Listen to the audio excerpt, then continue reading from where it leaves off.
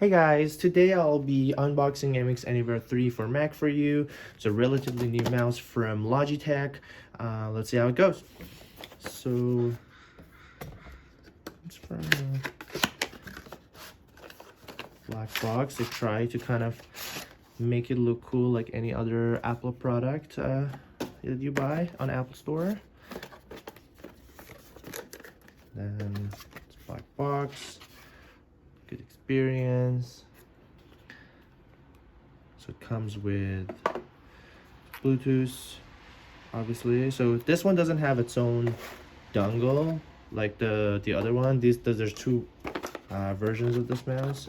The one that doesn't have a dongle is just basically work through Bluetooth merely. So it's just a stencil, a bunch of cards. This one is just it's just a sticker, and then their typical instructions and probably so many different languages as you can see. And this one comes from a charging cable.